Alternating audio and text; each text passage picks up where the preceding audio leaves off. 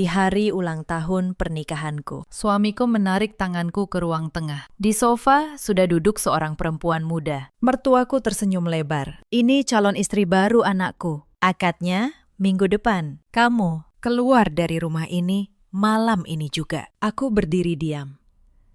Tanganku masih memegang kotak kue ulang tahun yang baru kubeli. Yang tidak mereka tahu, rumah yang mereka suruh aku tinggalkan itu seluruhnya atas namaku. Begitu juga klinik yang membiayai hidup mereka selama 5 tahun terakhir. Halo sahabat, selamat datang kembali di kanal ini. Tempat kita berbagi kisah-kisah kehidupan yang mungkin pernah terjadi di sekitar kita. Jika cerita hari ini menyentuh hatimu, jangan lupa tinggalkan komentar di akhir video. Mari kita mulai.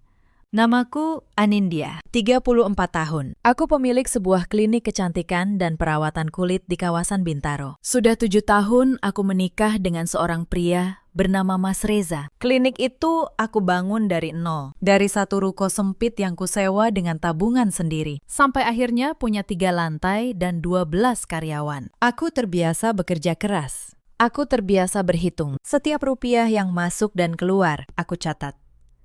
Itu kebiasaan lama yang tidak pernah bisa kuhilangkan. Mungkin karena itu pula, aku bertahan begitu lama di rumah keluarga Mas Reza. Aku selalu berpikir, kalau aku sabar sedikit lagi, semua akan membaik. Ternyata aku salah. Keluarga suamiku tinggal di sebuah rumah besar di kawasan Pondok Indah. Rumah dengan pagar tinggi dan taman depan yang luas. Dari luar, mereka tampak seperti keluarga terhormat. Ibu mertuaku, Bu Sutina, selalu memakai gelang emas tebal di pergelangan tangannya. Ia suka duduk di sofa sambil menonton saluran belanja, memesan barang demi barang yang bahkan tidak pernah ia pakai. Bapak mertuaku jarang bicara. Ia lebih sering bersembunyi di balik koran. Tapi diamnya bukan kebaikan. Diamnya adalah persetujuan atas setiap hinaan yang dilemparkan istrinya kepadaku. Dan Mas Reza, suamiku.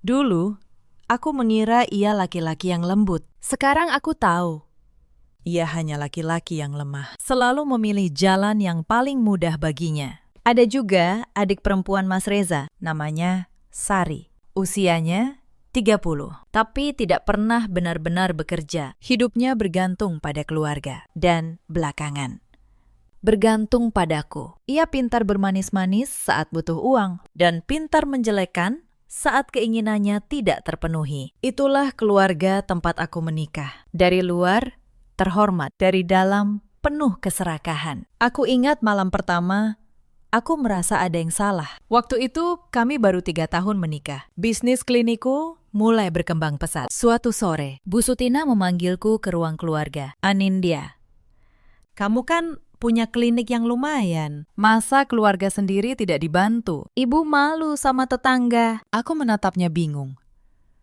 Maksud ibu bagaimana? Reza mau buka usaha. Modalnya dari kamu dulu. Nanti kalau sudah jalan, dia ganti. Aku menarik napas. Saat itu, aku belum tahu. Nanti itu tidak akan pernah datang. Aku memberi Mas Reza 200 juta rupiah. Untuk katanya membuka usaha bengkel mobil bersama temannya. Aku percaya. Aku menandatangani transfer itu dengan tangan sendiri. 3 bulan kemudian, bengkel itu tutup. Uangnya habis. Mas Reza pulang dengan wajah lesu dan berkata bahwa temannya menipu. Aku tidak marah. Aku hanya diam. Tapi malam itu, untuk pertama kalinya, aku mencatat sesuatu di buku kecilku. 200 juta. Tanggal sekian.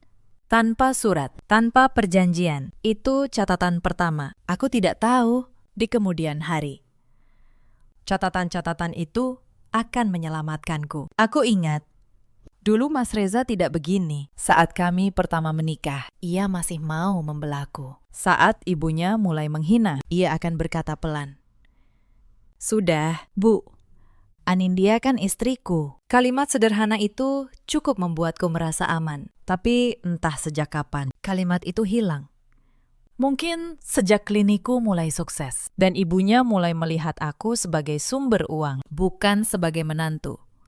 Atau mungkin sejak Mas Reza menyadari lebih mudah baginya untuk diam. Daripada berdiri di antara ibu dan istrinya, laki-laki yang dulu menggenggam tanganku di pelaminan, perlahan berubah menjadi laki-laki yang menutup telinga saat aku dihina. Dan perubahan itu tidak terjadi dalam semalam. Ia terjadi pelan-pelan, seperti karat yang memakan besi. Sejak saat itu, permintaan demi permintaan datang seperti air bah. Bu Sutina minta dipasangkan AC baru di seluruh kamar. Aku yang bayar. Bapak mertua minta diganti mobilnya. Aku yang bayar uang mukanya. Adik ipar perempuanku, Sari, minta dibiayai kuliah lagi di usia 30. Aku yang bayar. Dan setiap kali aku menyelesaikan satu permintaan, hinaan tetap mengalir. Anindya itu cuma tukang krim wajah. Untung saja menikah dengan anakku, jadi naik derajat. Kalimat itu keluar dari mulut Bu Sutinah di depan tamu, sambil tertawa. Aku berdiri di dapur, mendengar semuanya. Tanganku berhenti di atas piring yang sedang kucuci. Tukang krim wajah. Begitu cara mereka menyebut 7 tahun kerja kerasku. Aku tidak membantah. Aku hanya menghitung dalam hati sampai 10. Itu caraku menenangkan diri. Tapi malam itu, hitunganku sampai 100 dan dadaku masih terasa sesak. Para sahabat, mungkin kalian bertanya, kenapa aku bertahan? Jawabannya sederhana. Dan mungkin kalian pernah merasakannya juga. Aku masih mencintai laki-laki yang kunikahi. Atau setidaknya, aku mencintai bayangan tentang laki-laki yang dulu kukira ia bisa menjadi. Tapi cinta yang dibalas dengan penghinaan lama-lama berubah menjadi sesuatu yang lain. Bukan benci, lebih dingin dari itu. Sebuah keputusan yang tenang. Lebaran tahun itu menjadi salah satu titik terberat. Seluruh keluarga besar berkumpul di rumah. Lebih dari 20 orang. Dan seperti biasa, akulah yang menanggung semuanya. Aku yang berbelanja. Aku yang memasak opor, rendang, ketupat. Aku yang membersihkan rumah dari pagi sampai malam. Saat tamu berdatangan, Bu Sutinah membagikan amplop THR kepada anak-anak. Tapi amplop itu isinya dari uang yang kuberikan kepadanya seminggu sebelumnya. Ia membagikannya seolah itu hasil jerih payahnya sendiri. Sambil berkata kepada para tamu, betapa ia menyayangi cucu-cucu keponakannya. Tidak ada yang tahu. Semua itu dari kantong menantu yang sedang berkeringat di dapur. Saat makan, salah satu kerabat bertanya kepadaku, Amimbia, kerja di mana sekarang? Sebelum aku menjawab, Bu Sutinah memotong. Dia cuma buka usaha kecil-kecilan. Tidak usah ditanya. Memalukan. Para tamu tertawa. Aku hanya tersenyum. Tapi di dalam hati, aku menghitung. Bukan lagi sampai 10. Aku menghitung berapa lama lagi aku sanggup bertahan. Malam itu, setelah semua tamu pulang dan semua piring kucuci, aku duduk sendirian di dapur. Lampu sudah padam di seluruh rumah. Hanya aku dan suara air mengalir. Untuk pertama kalinya dalam waktu lama, aku menangis. Pelan, tanpa suara, agar tidak ada yang mendengar. Di dalam hatiku, sebuah suara kecil bertanya, sampai kapan kamu akan hidup seperti ini, Anindya? Saat itu, aku belum punya jawabannya. Belum. Tapi tangisan malam itu adalah tangisan terakhirku sebagai perempuan yang hanya bisa bertahan. Esok paginya, aku bangun dengan tekad yang berbeda. Aku tidak akan lagi sekadar bertahan. Aku akan bersiap. Pergeseran besar terjadi setahun lalu. Klinikku berkembang sangat pesat. Aku berniat membeli sebuah rumah baru, terpisah dari keluarga mertua. Aku ingin Mas Reza dan aku punya kehidupan sendiri. Aku menemukan rumah yang bagus di kawasan Bintaro, dekat dengan klinikku. Harganya tidak murah, tapi aku sanggup membelinya tunai dari uang klinikku sendiri. Saat proses pembelian, notaris bertanya, Bu, rumah ini mau diatasnamakan siapa? Ibu sendiri atau bersama suami? Aku terdiam sejenak. Lalu aku teringat catatan-catatan di buku kecilku. 200 juta untuk bengkel, AC, uang muka mobil, biaya kuliah, Sari, semua dari tanganku. Tidak ada satupun yang pernah dikembalikan. Atas nama saya saja. Pakistan, kataku pelan. Notaris itu mengangguk. Aku menandatangani akta jual beli dengan tanganku sendiri. Sertifikat hak milik itu, namanya hanya satu, Anindya. Saat kami pindah, Bu Sutinah ikut juga. Katanya, ia tidak bisa tinggal jauh dari anaknya. Bapak mertua ikut. Sari ikut. Akhirnya, rumah baruku yang kubeli untuk lepas dari mereka malah penuh oleh mereka lagi. Aku menelan kekecewaan itu. Aku pikir, sudahlah. Selama Mas Reza bahagia, tapi rumah baru tidak mengubah apapun. Hinaan tetap ada, permintaan tetap ada, bahkan bertambah.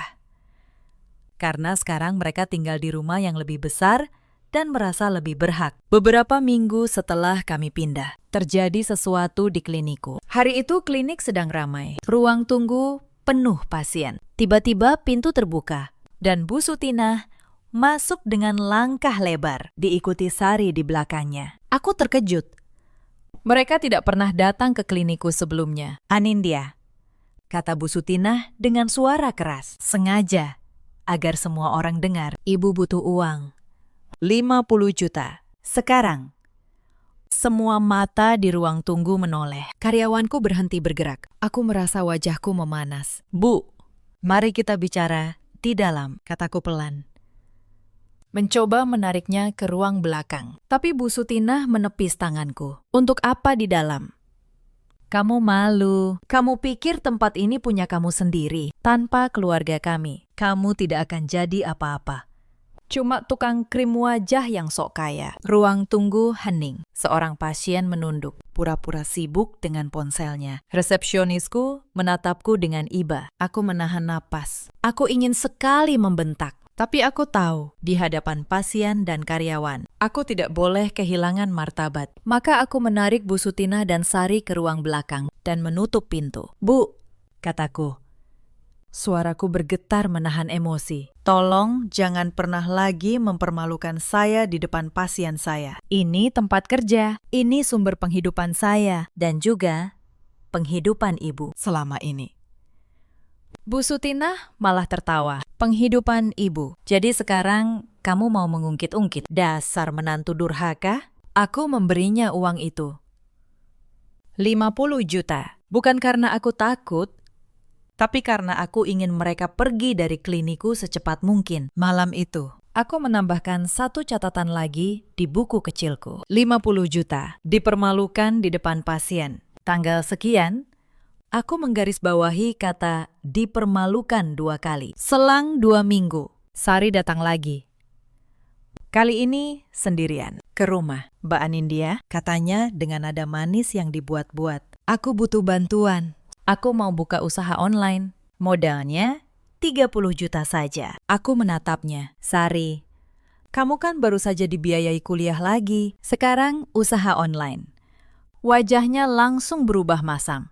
Jadi Mbak tidak mau bantu. Padahal Mbak kaya raya. Pelit sekali. Pantas ibu tidak suka sama Mbak. Lalu ia pergi sambil membanting pintu kamarnya. Keesokan harinya, aku mendengar Sari menyebarkan cerita ke seluruh keluarga bahwa aku menolak membantunya. Bahwa aku perempuan kikir yang hanya memikirkan diri sendiri. Tidak satu pun dari mereka bertanya, sudah berapa banyak yang kuberikan selama ini? Aku diam.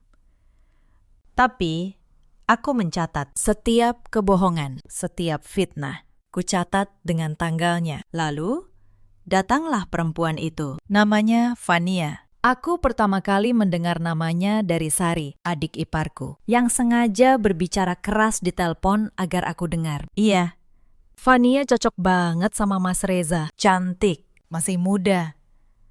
Dari keluarga baik-baik. Bukan cuma tukang krim. Aku berpura-pura tidak mendengar. Tapi tanganku gemetar saat menuang teh. Beberapa minggu kemudian, aku mulai menyadari hal-hal kecil. Mas Reza pulang larut. Ponselnya selalu tertelungkup. Ia mulai membandingkan masakanku, pakaianku, caraku bicara dengan seseorang yang tidak ia sebut namanya. Aku tahu, tentu saja aku tahu. Perempuan selalu tahu, tapi aku diam. Bukan karena aku bodoh, tapi karena aku sedang mengamati dan sambil mengamati, aku terus mencatat. Suatu minggu, keluarga mertua mengadakan acara makan-makan di rumah. Katanya untuk arisan keluarga besar. Aku, seperti biasa, sibuk di dapur menyiapkan semua hidangan untuk 20 tamu. Tanganku tidak berhenti sejak pagi. Saat aku keluar membawa nampan, Aku melihatnya. perempuan muda itu, Vanya, duduk di ruang tengah. Diperkenalkan oleh Bu Sutina kepada para tamu sebagai teman dekat Reza. Beberapa tamu melirikku, lalu berbisik. Aku tahu apa yang mereka bicarakan. Mereka membandingkan aku Istri sah yang berkeringat di dapur. dengan perempuan muda yang duduk manis di sofa. Bu Sutinah berkata keras sambil tertawa. Vania ini calon yang cocok untuk keluarga kami. Anggun, dari keluarga terpandang. Bukan seperti yang sekarang. Cuma tukang krim wajah. Para tamu tertawa kecil. Aku berdiri di tengah ruangan, memegang nampan dengan senyum yang kupaksakan. Di dalam, sesuatu pecah. Tapi aku tidak menunjukkannya. Aku meletakkan nampan, kembali ke dapur, dan melanjutkan pekerjaanku. Tanganku tetap bergerak, tapi malam itu aku tahu. Batas kesabaranku sudah hampir habis. Tak lama setelah itu, aku menyadari hal lain. Beberapa barang berharga di rumah mulai menghilang. Sebuah lukisan di ruang tamu. Satu set perhiasan yang kusimpan di lemari. Bahkan, beberapa peralatan elektronik. Aku bertanya kepada pembantu rumah. Mbak Asih, awalnya ia ragu. Tapi akhirnya ia berbisik. Bu, maaf. Ibu mertua yang menyuruh saya membawa barang-barang itu keluar. Katanya untuk dijual. Untuk persiapan pernikahan Mas Reza. Aku menatap Mbak Asih. Hatiku dingin. Mereka sudah mulai menjual barang-barang di rumahku untuk membiayai pernikahan suamiku dengan perempuan lain. Di rumah yang mereka pikir akan jadi milik mereka. Aku tidak marah kepada Mbak Asih. Aku tahu ia hanya disuruh. Sebaliknya, aku berterima kasih kepadanya dan memintanya diam-diam mencatat barang apa saja yang dibawa keluar dan kapan. Mbak Asih yang selama ini selalu kuperlakukan dengan baik, mengangguk. Baik, Bu, saya bantu Ibu. Tanpa kusangka, perempuan sederhana itu menjadi sekutu pertamaku di rumah ini. Suatu malam, aku tidak sengaja melihat ponsel Mas Reza menyala di meja. Sebuah pesan masuk dari nama yang disimpan sebagai Vania sayang. Isinya, Mas, kapan kita resmi? Aku capek jadi rahasia. Aku menatap layar itu beberapa detik. Lalu, aku meletakkannya kembali persis seperti semula. Aku tidak membangunkan Mas Reza. Aku tidak berteriak. Aku hanya kembali ke kamar dan membuka buku kecilku. Aku menulis satu baris. Tanggal sekian, pesan dari Vania. Mereka berencana menikah. Di bawahnya, aku menulis lagi. Rumah ini atas namaku. Klinik atas namaku. Mereka tidak tahu. Lalu aku menutup buku itu dan tidur dengan tenang. Lebih tenang dari malam-malam sebelumnya. Karena untuk pertama kalinya dalam 7 tahun, aku tahu persis apa yang harus kulakukan. Beberapa hari setelah itu, mereka mulai bergerak lebih jauh. Suatu sore, Bu Sutina memanggilku ke ruang tengah. Di meja sudah tergeletak beberapa lembar dokumen. Anindya, katanya dengan nada yang dibuat ramah. Ini ada surat-surat, tanda tangan saja di sini. Soal urusan keluarga. Biar semua lebih rapi. Aku mengambil dokumen itu dan membacanya pelan. Tanganku diam, tapi mataku bergerak cepat. Ternyata itu surat pernyataan. Isinya, aku menyerahkan hak atas rumah dan menyetujui pembagian harta kepada keluarga Mas Reza. Mereka mencoba membuatku menandatangani penyerahan atas hartaku sendiri, tanpa aku sadari. Mereka pikir aku tidak akan membaca. Mereka pikir aku perempuan bodoh yang akan menandatangani apa saja yang disodorkan. Aku meletakkan dokumen itu kembali ke meja dengan tenang. Bu, dokumen seperti ini sebaiknya diurus lewat notaris. Biar sah. Nanti saya bawa ke notaris langganan saya, ya. Bu Sutina tampak ragu sejenak, lalu mengangguk. Ya, urus saja. Tentu saja, dokumen itu tidak pernah kubawa kemana-mana. Aku menyimpannya sebagai bukti tambahan bahwa mereka memang berniat merampas hartaku. Sementara itu, Mas Reza dan Vania semakin terang-terangan. Suatu malam, aku pulang dan mendapati mereka berdua duduk di ruang tengah, tertawa bersama, seolah aku tidak ada. Vania bahkan sudah membawa beberapa barang pribadinya ke rumah. Rumahku, Aku berdiri di ambang pintu beberapa saat. Mas Reza melihatku, tapi tidak bergerak. Fania menatapku dengan senyum sinis, lalu kembali bersandar manja di bahu suamiku. Aku tidak berkata apa-apa. Aku hanya berjalan ke kamar, menutup pintu, dan menulis satu baris lagi di buku kecilku. Mereka kira mereka sudah menang, padahal mereka sedang menggali lubang mereka sendiri. Esok paginya, aku berangkat ke klinikku seperti biasa. Tapi sebelum membuka klinik, aku mampir ke satu tempat, kantor notaris langgananku. Tempat dulu aku membeli rumah. Pak Hendra, kataku kepada notaris itu, saya mau memastikan beberapa dokumen. Tolong siapkan salinan resmi sertifikat rumah Bintaro, akta pendirian klinik, dan semua bukti kepemilikan atas nama saya. Notaris itu menatapku. Ada masalah, Bu Anindya? Aku tersenyum tipis. Belum. Tapi mungkin sebentar lagi ada. Saya hanya ingin semuanya rapi. Selama beberapa minggu berikutnya, aku bergerak dalam diam. Aku mengumpulkan semua catatan keuanganku selama 7 tahun. Setiap transfer ke keluarga mertua, setiap struk, setiap bukti. 200 juta untuk bengkel yang tutup, 38 juta untuk AC dan renovasi, 120 juta untuk uang muka mobil, 45 juta untuk kuliah Sari, dan ratusan transaksi kecil lain yang kalau dijumlahkan membuatku sendiri terkejut. Total, lebih dari 1,5 miliar rupiah mengalir keluar dari tanganku ke keluarga yang menyebutku tukang krim wajah. Aku menyusun semuanya dalam satu map, rapi, berurutan, dengan tanggal dan jumlah yang jelas, hitam di atas putih. Sementara itu, di rumah, sikap mereka semakin terang-terangan. Bu Sutina mulai berbicara tentang Fania secara terbuka di meja makan. Reza, kamu harus segera. Fania itu perempuan baik, beda dengan yang sekarang. Mas Reza hanya menunduk makan, tidak membela istrinya, tidak juga menyangka. Suatu sore, aku pulang lebih awal dan mendengar mereka berbicara di ruang tengah. Aku berdiri di balik tembok, mendengarkan.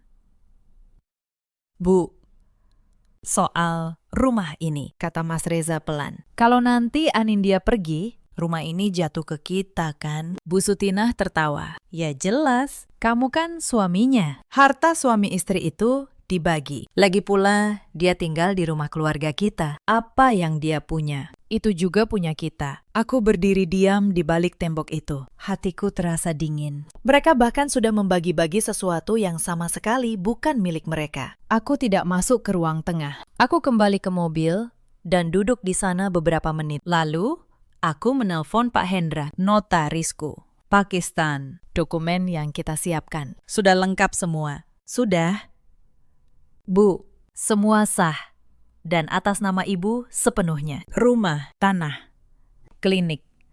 Tidak ada nama lain dimanapun. Terima kasih. Pakistan. Sebentar lagi saya akan membutuhkannya. Aku menutup telepon. Lalu aku menatap rumah besar di depanku. Rumah yang kubeli dengan keringatku sendiri. Yang kini dipenuhi orang-orang yang berencana mengusirku darinya. Beberapa hari kemudian, aku menemukan bukti lain. Saat memeriksa rekening bersama yang biasa kupakai untuk belanja rumah tangga, aku melihat ada penarikan besar yang tidak kulakukan. 70 juta rupiah. Dalam 3 kali transaksi. Aku tahu siapa pelakunya. Hanya Mas Reza yang punya akses ke rekening itu. Malam itu, aku bertanya kepadanya dengan tenang. Mas, ada penarikan 70 juta dari rekening rumah tangga. Untuk apa? Mas Reza tidak menatapku. Itu untuk keperluan. Kamu tidak perlu tahu. Aku mengangguk pelan. Aku tidak memaksa. Aku sudah tahu jawabannya. Uang itu untuk Fania, untuk persiapan pernikahan mereka. Dengan uang dari rekening yang kuisi dari hasil klinikku. Aku tidak berteriak. Aku hanya, seperti biasa, mencatat. Lalu keesokan harinya, diam-diam, aku memindahkan seluruh tabunganku ke rekening pribadi yang hanya aku yang tahu. Rekening bersama itu, kubiarkan kosong. Aku juga menemui seorang pengacara. Namanya Pak Tono. Seorang pengacara senior yang direkomendasikan notarisku. Aku menjelaskan seluruh situasiku. Rumah atas namaku, klinik atas namaku, catatan pinjaman selama 7 tahun, rencana perceraian dan pernikahan suamiku. Pak Tono mendengarkan dengan saksama. Lalu, ia berkata. Bu Anindya, secara hukum. Posisi ibu sangat kuat. Rumah dan klinik adalah harta bawaan dan harta atas nama ibu sendiri. Suami ibu tidak punya hak atasnya. Dan catatan pinjaman ini, jika lengkap dengan bukti transfer, bisa menjadi dasar gugatan utang piutang yang sah. Aku tersenyum tipis. Kalau begitu, tolong siapkan semuanya. Pakistan. Surat gugatan. Surat pengosongan rumah. Tapi jangan dikirim dulu. Saya ingin menunggu waktu yang tepat. Waktu yang tepat? Tanya Pak Tono. Ya, kataku. Saya ingin menunggu mereka membuat langkah pertama, supaya semua orang tahu siapa yang sebenarnya bersalah. Pak Tono mengangguk, dengan sedikit kagum di matanya. Hari demi hari berlalu. Aku tetap bersikap seperti biasa, memasak, mencuci, diam saat dihina, tersenyum saat disuruh. Tapi di dalam, aku sedang menunggu.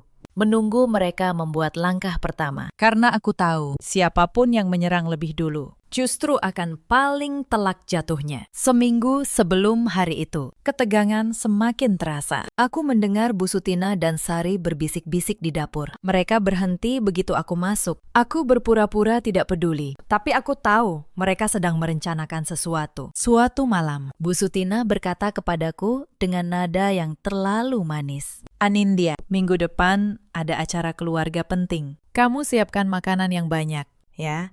Untuk tamu spesial. Aku menatapnya. Tamu siapa, Bu? Ia hanya tersenyum. Nanti kamu juga tahu. Aku tahu persis siapa tamu itu. Aku tahu acara apa yang mereka rencanakan. Mereka pikir mereka sedang menyusun jebakan untukku. Padahal, tanpa mereka sadari, jebakan itu kususun jauh lebih rapi dan sudah lama siap. Aku menelpon Pak Tono malam itu. Pakistan. Sepertinya minggu depan adalah waktunya. Tolong dokumen-dokumennya siap untuk dikirim kapan saja. Siap.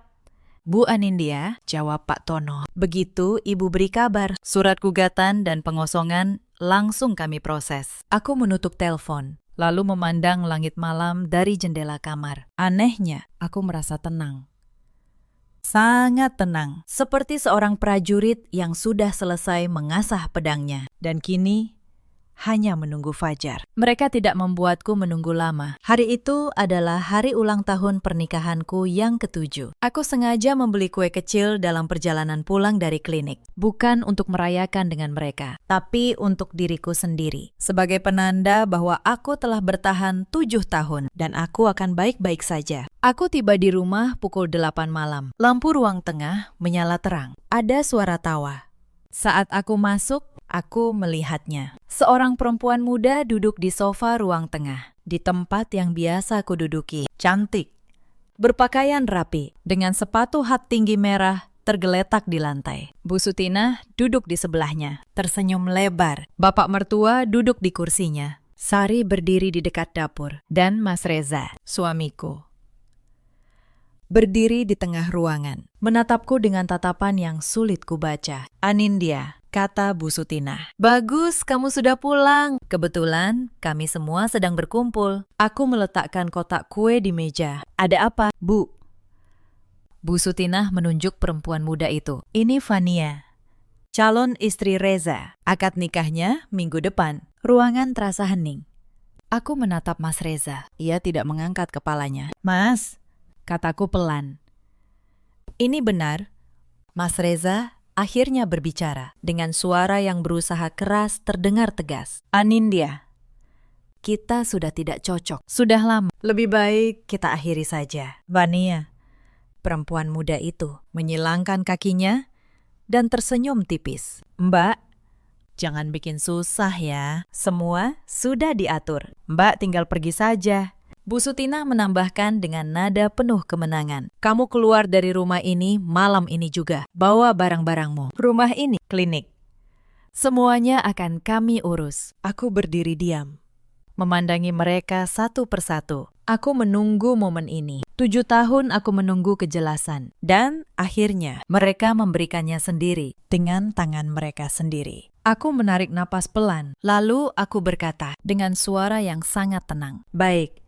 Tapi sebelum aku pergi, aku ingin meluruskan beberapa hal supaya tidak ada salah paham di kemudian hari. Bu Sutinah mengernyit.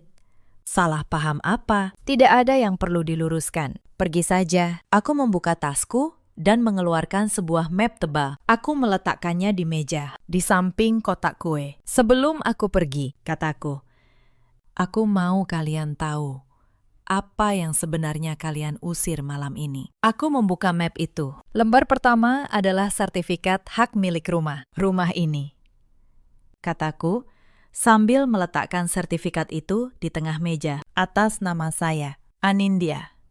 Hanya satu nama. Saya beli tunai dari uang klinik saya. Tidak ada nama Reza dimanapun di dokumen ini. Ruangan mendadak sunyi. Mas Reza meraih sertifikat itu dengan tangan gemetar. Matanya bergerak cepat membaca. Wajahnya perlahan memucat. Ini tidak mungkin, bisiknya. Sangat mungkin, Mas, kataku. Kamu ingat saat kita pindah ke sini? Kamu bahkan tidak pernah tanya rumah ini atas nama siapa. Kalian semua hanya menempati. Kalian pikir, karena tinggal di sini, kalian berhak. Padahal kalian hanya menumpang di rumah saya. Bu Sutinah berdiri dari sofa. Bohong. Itu pasti palsu. Aku mengeluarkan lembar kedua. Sebuah surat resmi dari notaris. Ini surat keterangan dari notaris Hendra. Beliau yang mengurus pembelian rumah ini. Silakan telepon beliau kalau tidak percaya. Nomornya ada di sini. Aku meletakkan kartu nama notaris di atas meja. Bu Sutinah meraih kartu itu dengan tangan gemetar. Ia menatap nomor di sana, lalu menatapku. Lalu menatap anaknya. Untuk pertama kalinya dalam 7 tahun, aku melihat wajahnya kehilangan semua keangkuhan. Reza, katanya dengan suara serak. Katamu rumah ini akan jatuh ke kita. Katamu harta istrimu juga harta kita. Mas Reza tidak menjawab. Ia hanya menunduk. Dengan sertifikat masih di tangannya. Bapak mertua yang selama ini bersembunyi di balik korannya, kini meletakkan koran itu. Wajahnya pucat. Ia mulai memahami situasi lebih cepat dari istrinya, Vanya, yang tadi menyelangkan kaki dengan percaya diri, kini duduk tegak. Senyumnya hilang. Mas Reza, ini gimana? Katanya rumah ini punya keluarga kamu. Mas Reza tidak menjawab. Ia masih menatap sertifikat di tangannya, seolah berharap angka dan nama di sana akan berubah. Aku belum selesai. Aku membuka lembar berikutnya. Dan ini, kataku, akta pendirian klinik. Juga atas nama saya sepenuhnya. Klinik yang selama 5 tahun terakhir membiayai semua kebutuhan kalian. AC yang kalian pakai, mobil yang Bapak naiki, kuliah Sari, belanja online Ibu setiap hari, THR yang Ibu bagikan saat Lebaran. Seolah-olah itu uang Ibu sendiri. Semuanya dari klinik ini. Dari tukang krim wajah yang kalian hina. Sari, adik iparku, mundur selangkah. Wajahnya pucat. Mbak Anindya. Aku. Kamu yang menyebarkan cerita bahwa aku pelit. Sari, kataku tenang. Padahal kuliahmu, aku yang bayar. Usaha onlinemu yang gagal, aku juga yang menanggung. Tapi tidak apa-apa, semua sudah tercatat, lengkap. Sari menutup mulutnya dengan tangan. Tidak bisa berkata apa-apa lagi. Aku membuka lembar terakhir. Map berisi catatan keuanganku selama 7 tahun. Dan ini, kataku.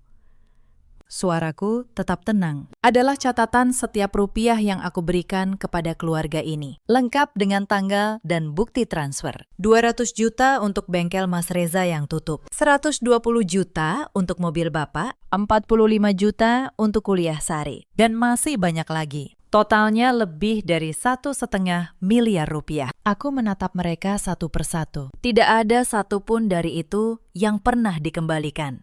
Tidak ada perjanjian bahwa itu hadiah. Dalam hukum, ini namanya pinjaman. Dan pinjaman harus dibayar. Bapak mertua yang selama ini selalu diam di balik koran, akhirnya membuka mulut. Anindya, kita ini keluarga. Tidak usah dibawa ke hukum-hukum segala. Aku menoleh padanya. Pakistan, keluarga. Beberapa menit yang lalu, kalian mengusir saya dari rumah saya sendiri. Di hari ulang tahun pernikahan saya. Dengan calon istri baru di sofa saya. Itukah keluarga?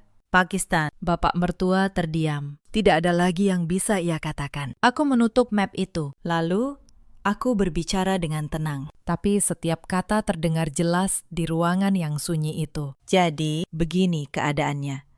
Mas Reza menceraikan saya. Itu hak Mas Reza. Saya tidak akan menahan. Tapi, karena rumah ini atas nama saya, maka yang harus pergi malam ini bukan saya. Tapi kalian. Fania berdiri mendadak. Apa? Pergi. Aku baru datang, Mbak Fania, kataku padanya, hampir dengan rasa kasihan. Mbak dijanjikan apa oleh mereka? Rumah ini.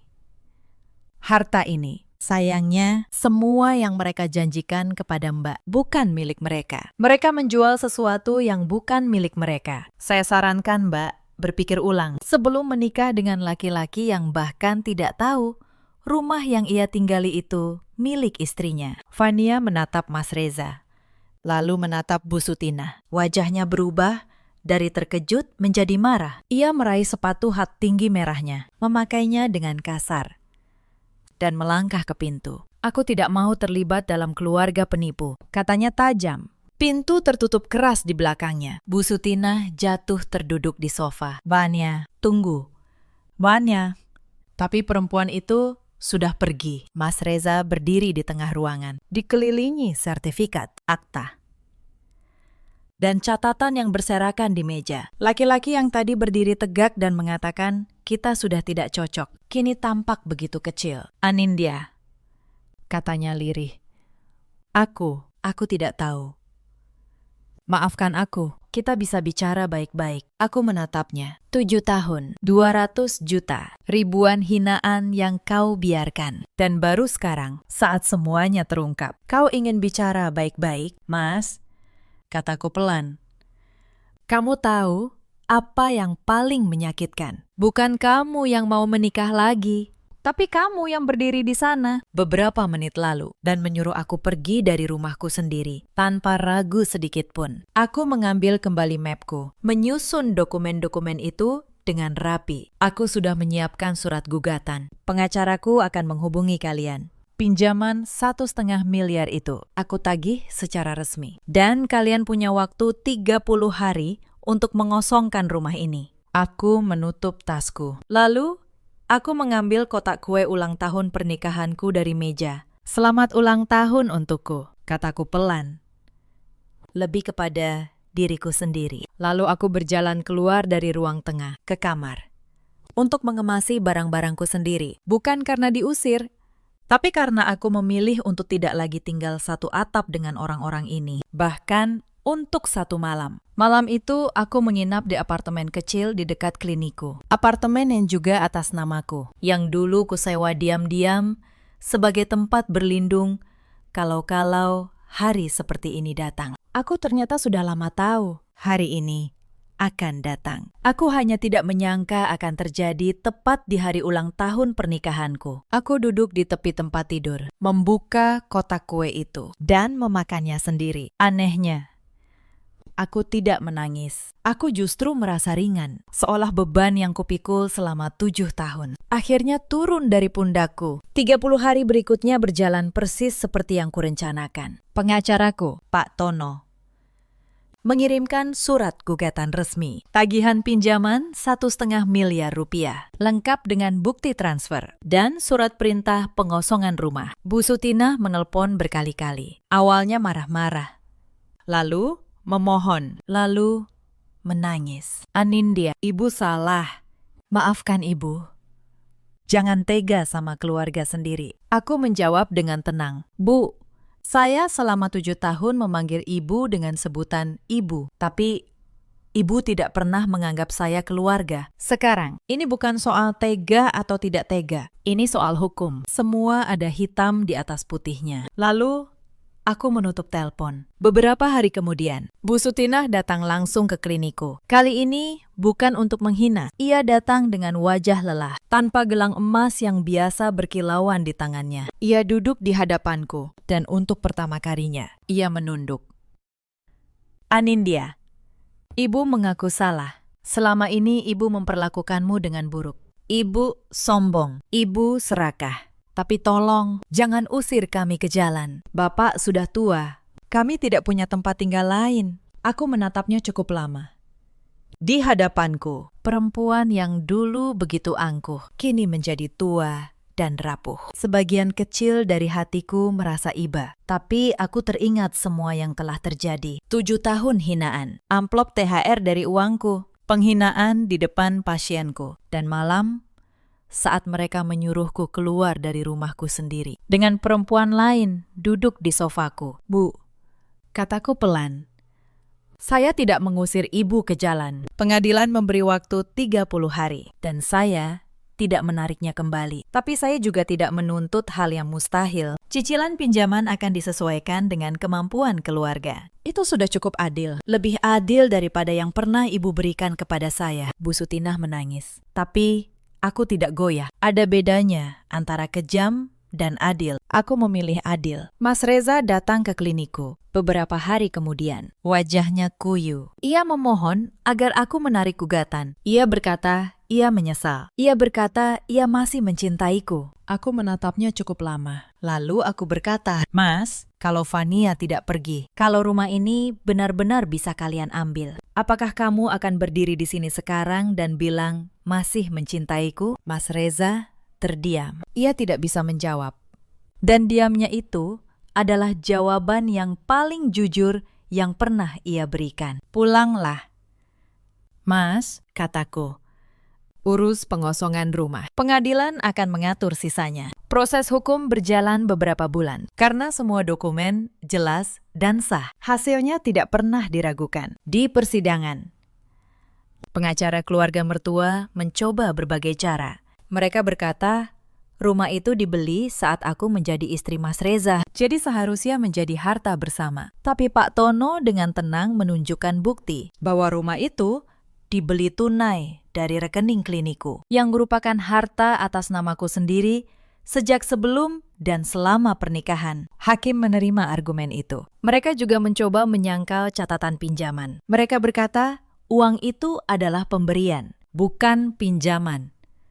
Tapi Pak Tono menunjukkan tidak ada satupun bukti tertulis bahwa uang itu hadiah. Sementara aku memiliki catatan rinci dan bukti transfer untuk setiap transaksi. Dalam hukum, tanpa perjanjian hibah yang sah, aliran dana sebesar itu dianggap sebagai utang. Hitam di atas putih. Sekali lagi, mengalahkan kata-kata. Rumah Bintaro tetap menjadi milikku sepenuhnya. Pengadilan mengakui catatan keuanganku sebagai bukti pinjaman. Keluarga mertua diwajibkan mencicil pengembalian karena mereka tidak punya uang sebanyak itu. Mereka terpaksa menjual gelang-gelang emas Bu Sutinah, mobil mewah Bapak, dan akhirnya pindah ke rumah kontrakan kecil di pinggiran kota. Perceraianku dengan Mas Reza disahkan. Aku tidak menuntut apapun darinya karena memang tidak ada yang bisa dituntut. Ia tidak punya apa-apa. Semua yang selama ini ia anggap miliknya, ternyata milikku. Aku dengar beberapa bulan setelah itu, Fania benar-benar tidak kembali. Tentu saja, ia mengincar harta yang ternyata tidak pernah ada. Sari, adik iparku, yang dulu sengaja menghinaku lewat telepon, harus berhenti kuliah karena tidak ada lagi yang membiayai. Ia sempat menghubungiku, meminta maaf. Berharap aku membantunya lagi. Aku tidak membalas pesannya. Bukan karena aku dendam, tapi karena aku akhirnya belajar satu hal. Kebaikan yang diberikan kepada orang yang tidak menghargainya hanya akan dianggap kelemahan. Aku juga belajar satu hal lagi. Selama bertahun-tahun, aku mengira diam adalah tanda kekalahan. Aku mengira dengan bersabar dan mengalah, suatu hari mereka akan berubah dan menghargaiku. Ternyata aku salah. Mereka tidak pernah berubah karena kesabaranku. Mereka hanya semakin berani karena mengira aku lemah, yang akhirnya mengubah segalanya bukan kesabaranku, melainkan kesiapanku. Catatan yang kususun diam-diam, dokumen yang kupastikan sah, bukti yang kukumpulkan setiap hari, tanpa mereka sadari. Diam memang bukan kelemahan, tapi diam tanpa persiapan hanya akan membuatmu menjadi korban selamanya. Kini, setahun telah berlalu. Klinikku berkembang semakin besar. Aku membuka cabang kedua. Aku tinggal di rumah Bintaro, yang dulu nyaris mereka rampas. Kini hanya berisi aku dan ketenangan. Aku punya seorang putri kecil, namanya Alia, buah dari pernikahanku dengan Mas Reza. Hak asuhnya jatuh kepadaku, dan ia kini tumbuh di rumah yang penuh tawa, bukan hinaan. Suatu malam, saat aku menidurkan Alia, ia menggenggam tanganku dan berkata, "Mama, besok ke kantor lagi." "Iya, sayang." "Mama harus bekerja," jawabku.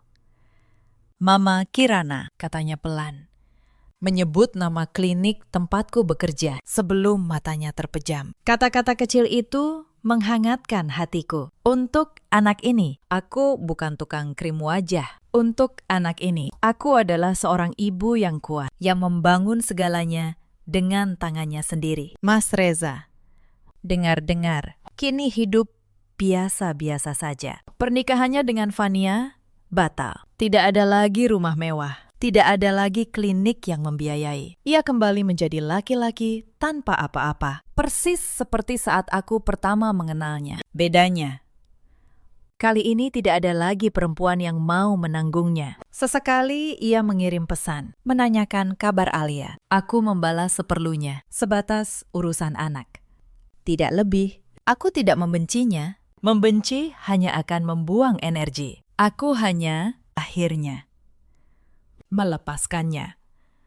Setelah menidurkan Alia, aku duduk di ruang kerjaku dan membuka kembali buku catatan kecilku yang lama. Buku yang dulu kuisi dengan setiap rupiah dan setiap luka. Aku membaca halaman pertama, 200 juta. Tanpa surat, tanpa perjanjian. Catatan yang dulu kutulis dengan tangan gemetar dan hati yang patah. Lalu, aku menutup buku itu dan menggantinya dengan buku baru. Di halaman pertama buku baru itu, aku menulis satu kalimat yang asli. Pada akhirnya, pasti akan bersinar. Aku meletakkan pena dan menatap keluar jendela. Malam Bintaro tenang. Lampu-lampu kota berkelip di kejauhan. Masa lalu telah mengalir seperti air. Dan yang tersisa hanyalah hari esok yang baru, kemenangan yang sunyi, dan bagiku itu sudah lebih dari cukup. Itulah kemenangan yang sebenarnya. Cerita hari ini sampai di sini, para sahabat. Cerita ini mengajarkan kita beberapa hal. Jangan pernah menilai seseorang dari penampilan luarnya, dan jangan pernah merasa berhak atas sesuatu yang bukan milikmu. Di luar sana, ada banyak perempuan seperti Anindya. Perempuan yang bekerja keras, yang sabar, yang dianggap lemah hanya karena mereka memilih untuk diam. Tapi diam bukan berarti kalah. Kadang, diam adalah cara mereka menyusun kekuatan. Ada juga banyak suami seperti Reza, laki-laki yang memilih jalan paling mudah, yang baru menyadari nilai seseorang setelah kehilangan segalanya. Sayangnya, penyesalan selalu datang terlambat. Dan ada pula para ibu mertua yang lupa bahwa menantu yang mereka hina hari ini mungkin adalah satu-satunya orang yang menopang hidup mereka. Anindya kini hidup tenang bersama putrinya. Keluarga mertuanya hidup dalam kekurangan, menanggung akibat dari pilihan mereka sendiri. Dalam hidup, kita selalu punya pilihan untuk menghargai atau merendahkan, untuk jujur atau serakah, dan setiap pilihan pada akhirnya akan kembali kepada kita sendiri. Bagi kalian yang mungkin hari ini sedang merasa direndahkan di suatu tempat, ingatlah, nilaimu ditentukan oleh dirimu sendiri. Tidak ada orang lain yang berhak menghakimimu sembarangan. Dan jika hari ini kamu sedang bersabar dalam diam, ingatlah satu hal.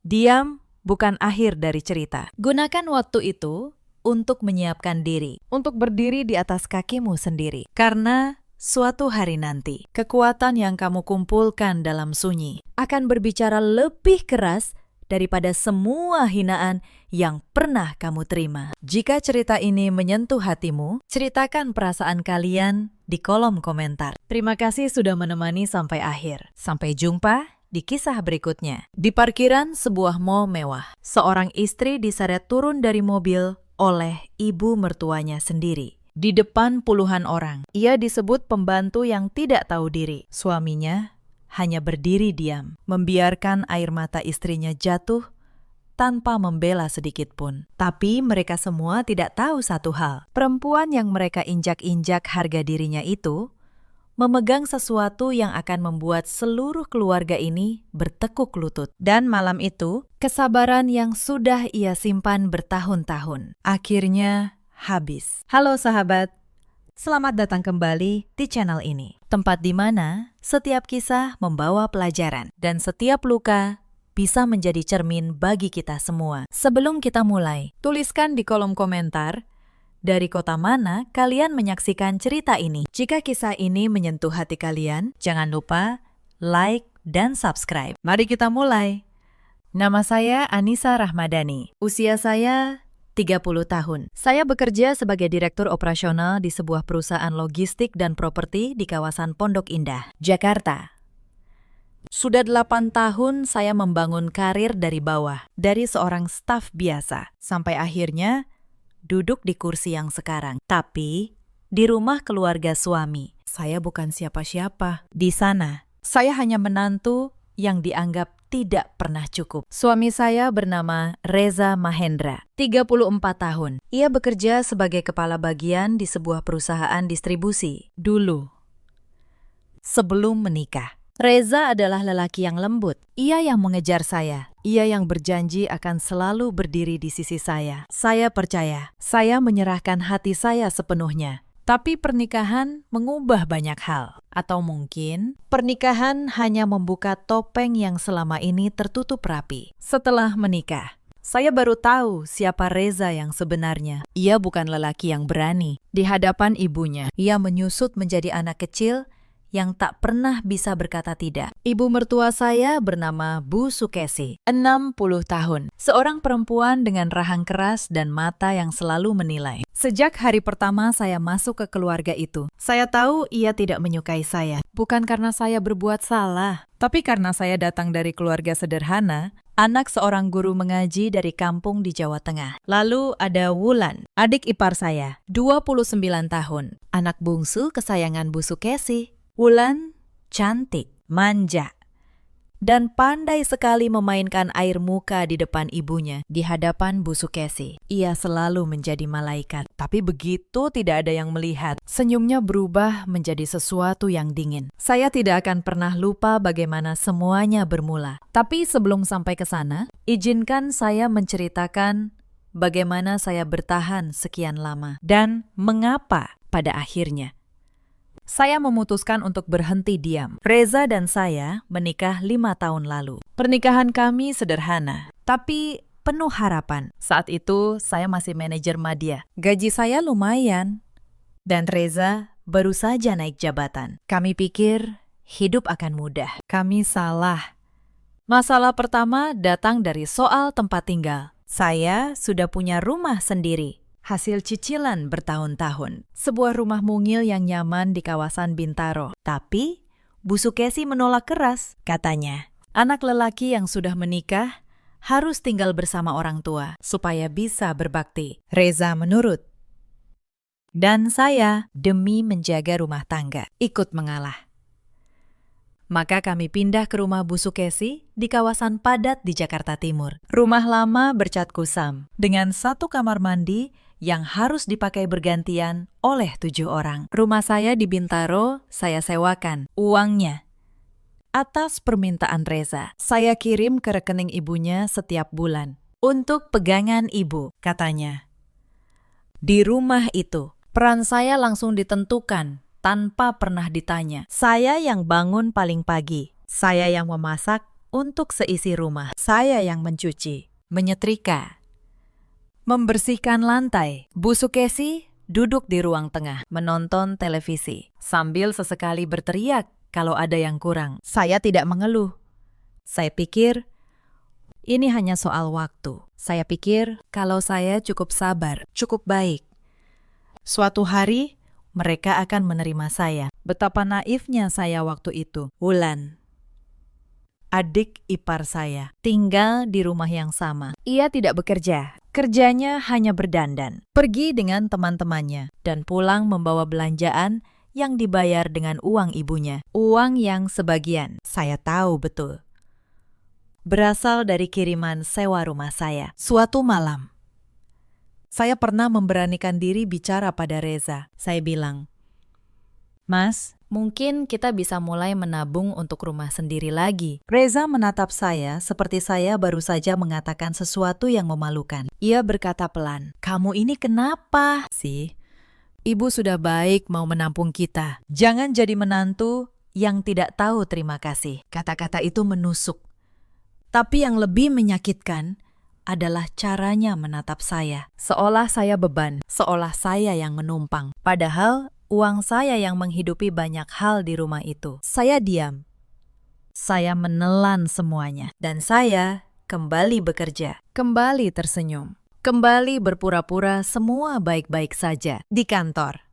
Saya adalah orang yang dihormati. Ratusan karyawan memanggil saya dengan sopan. Keputusan saya menentukan arah proyek bernilai miliaran rupiah. Tapi setiap kali saya pulang ke rumah Bu Sukesi, saya melepas semua itu di depan pintu. Saya berubah menjadi perempuan kecil yang harus menunduk. Tidak ada yang tahu pekerjaan saya yang sebenarnya. Reza tahu saya bekerja kantoran, tapi ia tidak pernah peduli pada detailnya. Ia tidak pernah bertanya jabatan saya apa, gaji saya berapa, perusahaan saya bergerak di bidang apa. Bagi keluarganya, saya hanya menantu yang kebetulan punya pekerjaan. Dan saya, entah kenapa, memilih untuk tidak menjelaskan. Mungkin karena saya lelah membuktikan diri. Mungkin karena saya ingin dicintai apa adanya. Bukan karena jabatan saya. Itu kesalahan saya. Saya kira kerendahan hati akan dihargai. Ternyata, di mata mereka, diam, saya hanya dianggap kelemahan. Tahun-tahun berlalu.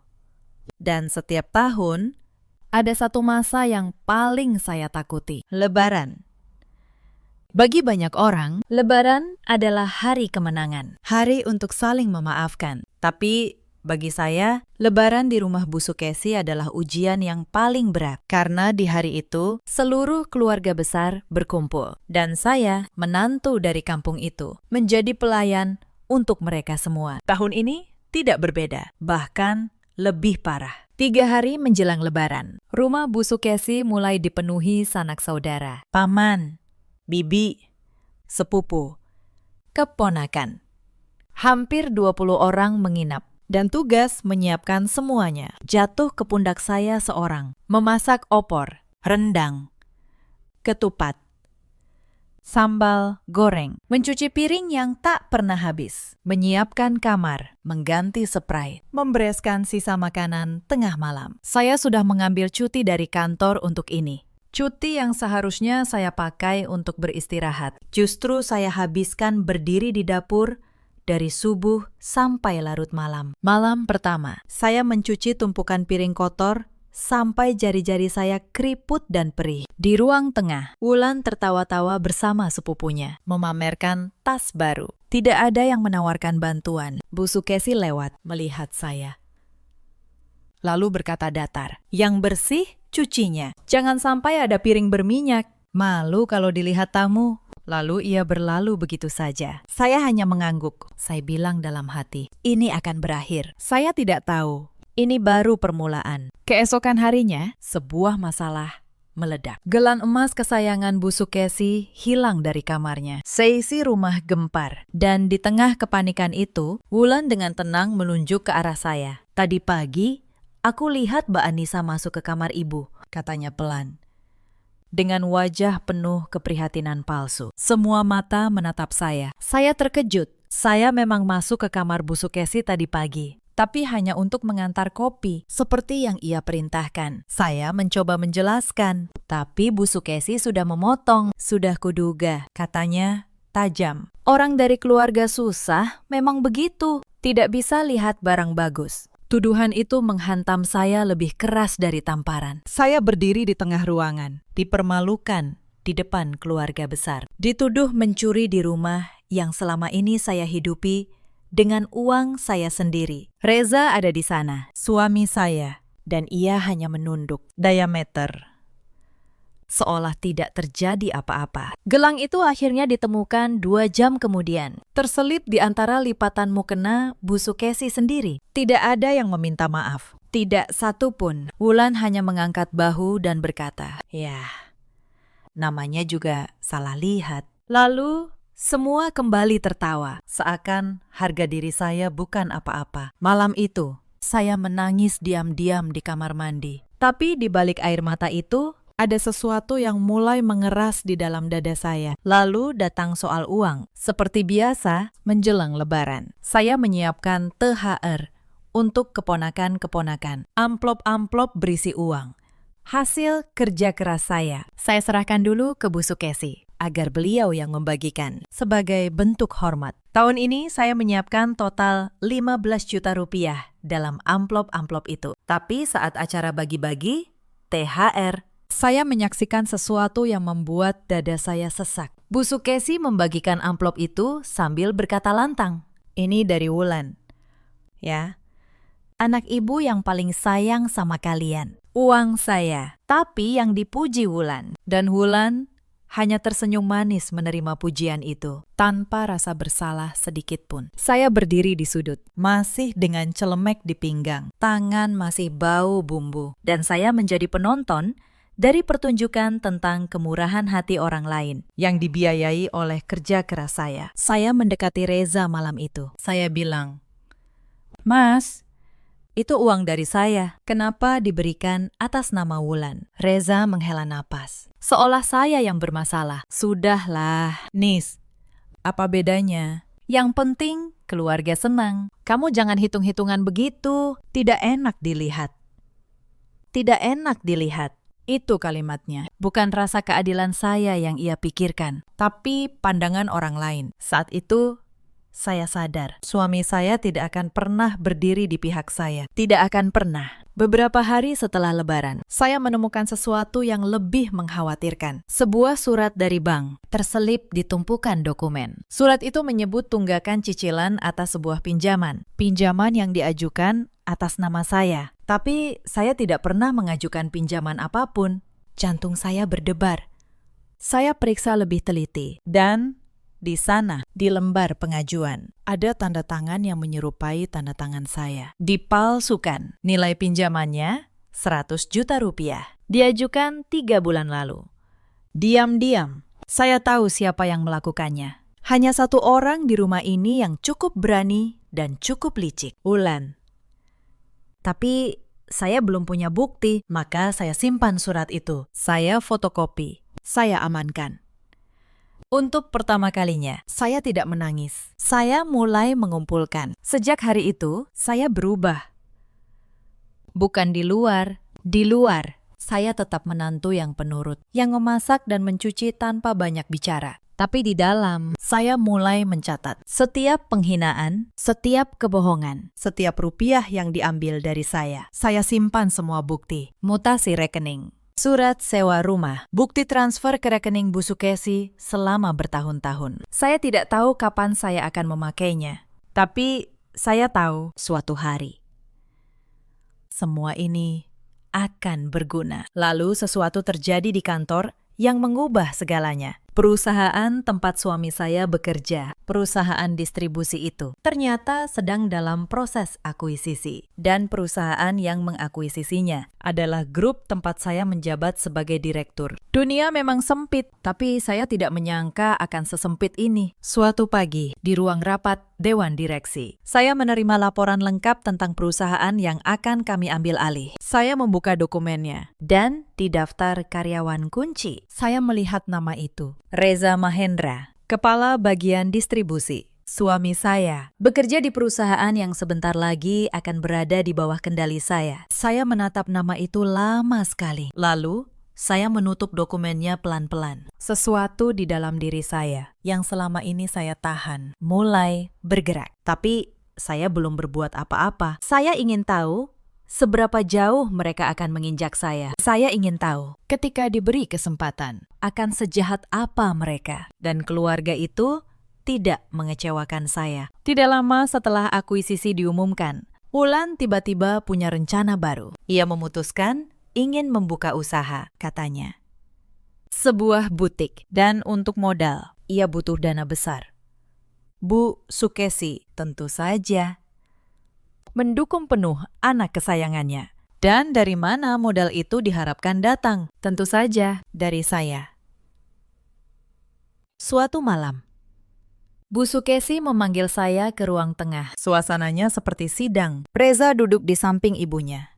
Wulan di sudut, pura-pura sibuk dengan ponselnya. Bu Sukesi langsung berkata, "Anissa, Wulan mau buka usaha. Sebagai keluarga, kamu harus bantu. Kamu kan kerja kantoran, pasti punya tabungan. 500 juta, cukup." Ya, saya tidak salah dengar, 500 juta rupiah. Diminta seolah meminta segelas air. Saya menatap Reza, berharap ia bicara. Tapi suami saya hanya berkata, "Iya, Nis, bantu adikmu. Nanti juga dikembalikan." Saya tahu uang itu tidak akan pernah kembali. Sama seperti uang sewa rumah saya. Sama seperti semua yang sudah mereka ambil. Maka, untuk pertama kalinya, saya berkata tidak, pelan, tapi jelas. "Maaf, Bu, saya tidak punya uang sebanyak itu. Dan saya tidak bisa." Ruangan itu langsung membeku. Bu Sukesi menatap saya seolah saya baru saja melakukan dosa besar. "Apa kamu bilang?" Suaranya naik. "Sudah bertahun-tahun numpang di rumah ini. Dikasih makan, dikasih tempat tinggal. Sekarang diminta bantu adik. Sedikit saja tidak mau. Dasar menantu tidak tahu diuntung. Numpang."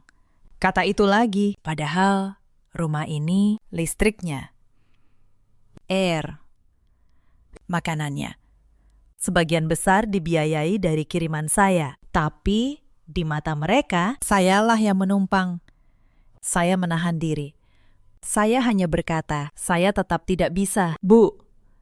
Lalu, saya berdiri dan masuk ke kamar. Malam itu, Reza tidak tidur di kamar. Dan keesokan paginya, perang dingin dimulai. Mereka memperlakukan saya seperti udara. Tidak diajak bicara, tidak diberi makan. Dilangkahi seolah saya tidak ada. Tapi saya sudah terbiasa, yang mereka tidak tahu. Saya justru sedang menunggu momen yang tepat. Momen itu datang lebih cepat dari yang saya kira, dan datang dengan cara yang paling memalukan. Sebelum acara di mall itu, ada satu kejadian lagi yang membuat saya semakin yakin harus pergi. Suatu sore, ponsel saya tertinggal di meja ruang tengah saat saya sedang memasak. Ketika kembali, saya menemukan Wulan sedang memegang ponsel saya. Jari-jarinya gesit mengetik sesuatu. Ia tersenyum saat melihat saya, lalu meletakkannya kembali, seolah tidak terjadi apa-apa. Malam itu, Reza pulang dengan wajah keras. Tanpa bertanya, ia langsung menuduh saya. Katanya, ada pesan-pesan mesra di ponsel saya kepada seorang lelaki di kantor. Saya terkejut. Saya tidak pernah mengirim pesan seperti itu kepada siapapun. Saya minta ia menunjukkan, tapi pesan itu sudah dihapus, katanya.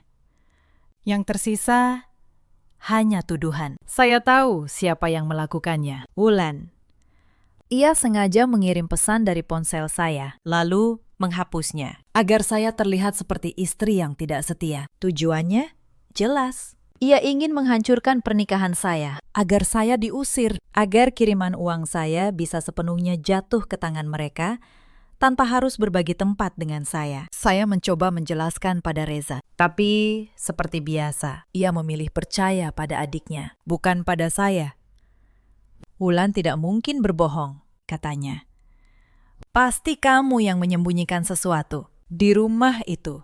Saya bahkan tidak punya hak untuk dipercaya. Tuduhan dari Wulan lebih berharga dari kebenaran dari mulut saya. Bu Sukesi mendengar itu, langsung menyambar. Sudah kuduga, perempuan seperti ini tidak bisa dipercaya. Lihat saja, baru juga sukses sedikit, sudah cari lelaki lain. Dasar tidak tahu malu. Penghinaan demi penghinaan ditumpuk di atas kepala saya hanya berdasarkan kebohongan yang dirancang Wulan. Malam itu, di kamar, Reza tidak bicara pada saya. Ia tidur memunggungi saya, dan saya berbaring menatap langit-langit, menyadari bahwa saya hidup di tengah orang-orang yang akan selalu memilih untuk percaya pada keburukan tentang saya. Apapun yang saya lakukan, saya tidak akan pernah menang di rumah ini. Karena permainannya memang dirancang agar saya kalah. Tapi ada satu hal yang Wulan tidak perhitungkan. Ponsel itu, ponsel kantor saya, terhubung dengan sistem keamanan perusahaan. Setiap aktivitas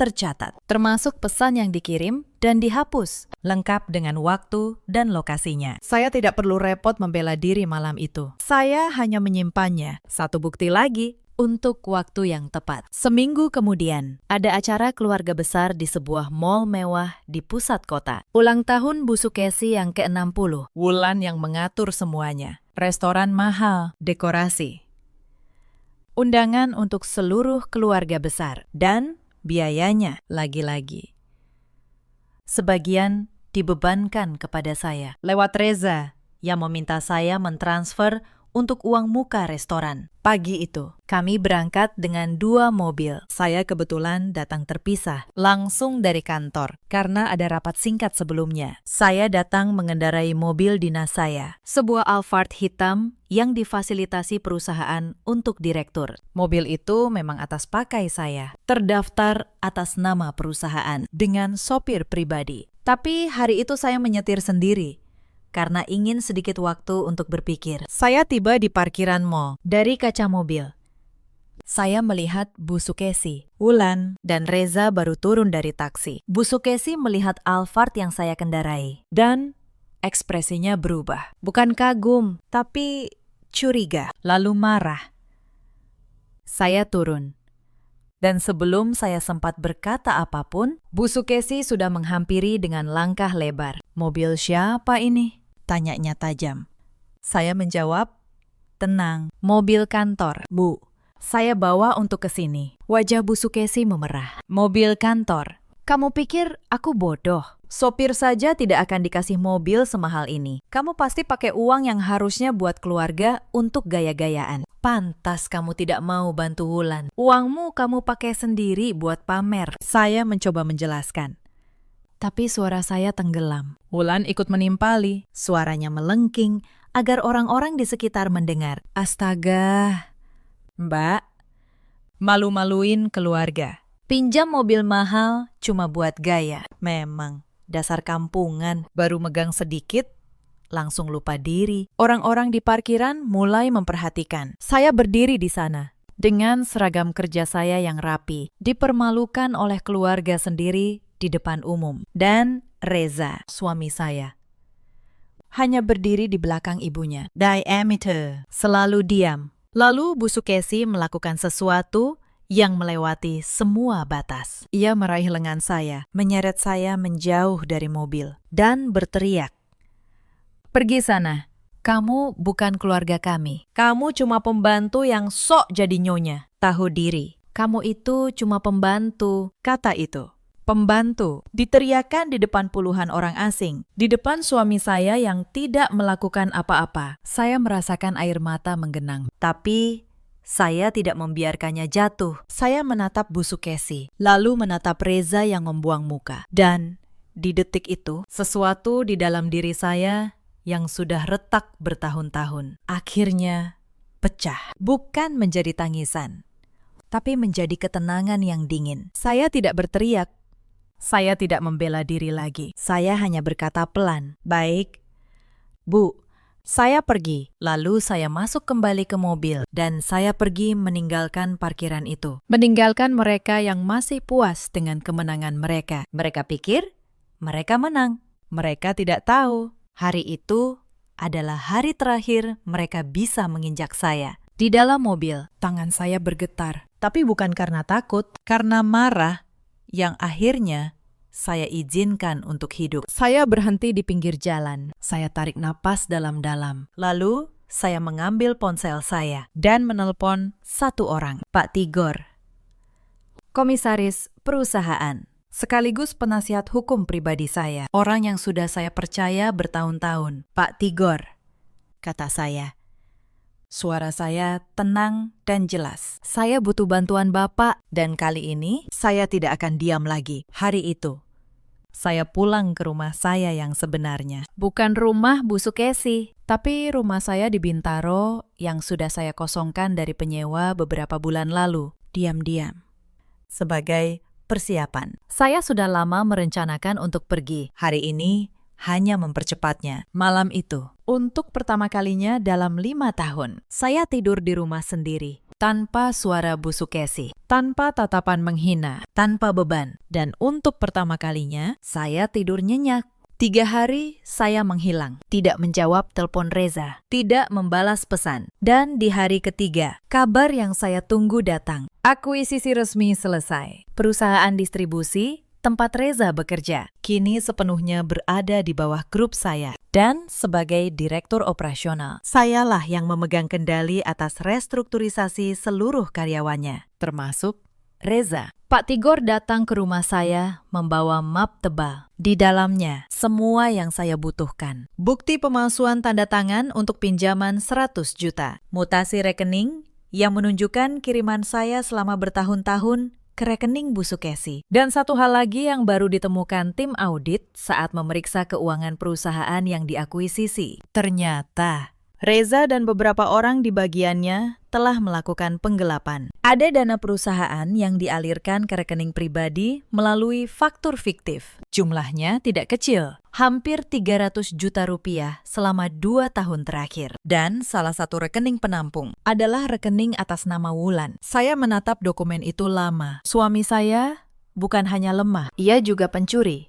Dan adik ipar saya yang selalu berlagak suci adalah kaki tangannya. Semua terekam. Semua tercatat. Hitam di atas putih. Saya tidak merasa senang. Saya merasa lelah. Tapi saya tahu sudah waktunya semua ini berakhir. Sementara saya menyiapkan semuanya. Di rumah Bu Sukesi, suasana mulai panik. Reza akhirnya sadar. Saya benar-benar pergi. Pesan-pesannya berubah nada. Dari marah menjadi membujuk.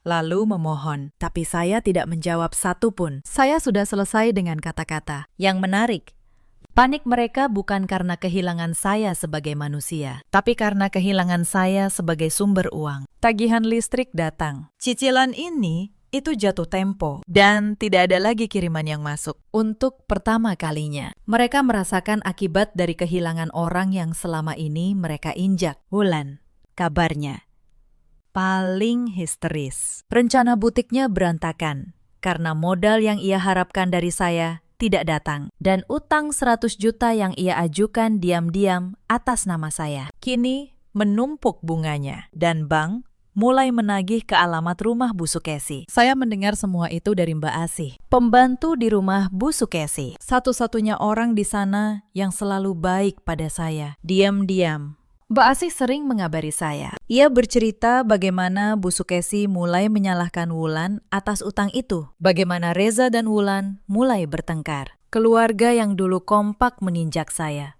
kini saling menyalahkan. Ada satu hal lagi yang membuat saya tahu. Keputusan saya pergi sudah tepat. Beberapa hari setelah saya menghilang, Bu Sukesi mencoba mencairkan sisa uang yang ia kira masih ada hak saya di rekening bersama. Rekening yang dulu Reza minta saya buat untuk kebutuhan rumah. Tapi rekening itu sudah lama saya kosongkan dan tutup. Diam-diam.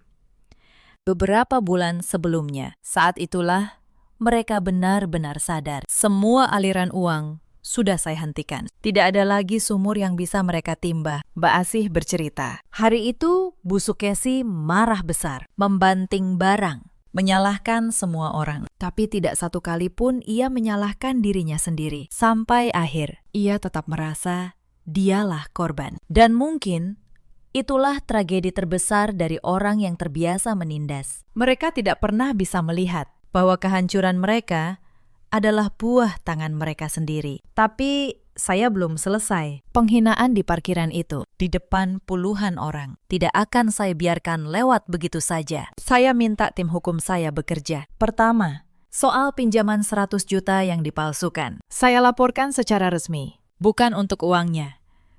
Tapi untuk pemalsuan tanda tangan dan penipuan. Penyidik mulai bergerak. Surat pemanggilan dikirim ke alamat Wulan. Kedua, soal penggelapan dana di perusahaan. Sebagai pemegang kendali setelah akuisisi, Saya punya kewajiban menindak. tim audit internal menyelesaikan laporannya. Dan rekomendasinya jelas, para pelaku harus diproses, termasuk Reza. Saya bisa saja melakukan semua ini diam-diam, Lewat surat.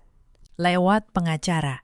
Tapi saya memilih cara lain. Saya ingin mereka mengerti dengan mata kepala sendiri. Siapa perempuan yang selama ini mereka sebut pembantu? Maka saya mengatur sebuah pertemuan. Saya mengundang Reza secara resmi. Bukan sebagai suami, tapi sebagai karyawan yang dipanggil menghadap direksi perusahaan baru. Surat undangan itu dikirim dengan Kop perusahaan grup saya. Reza tidak tahu siapa direktur yang akan ia temui. Ia hanya tahu manajemen baru ingin bicara soal posisinya. Dan saya memastikan Bu Sukesi dan Wulan juga hadir. Lewat Mbak Asih, saya menyebarkan kabar bahwa pertemuan ini akan menentukan nasib keuangan Reza dan bahwa keluarga diperbolehkan mendampingi. Saya tahu keserakahan akan membawa mereka datang. Saya tidak salah.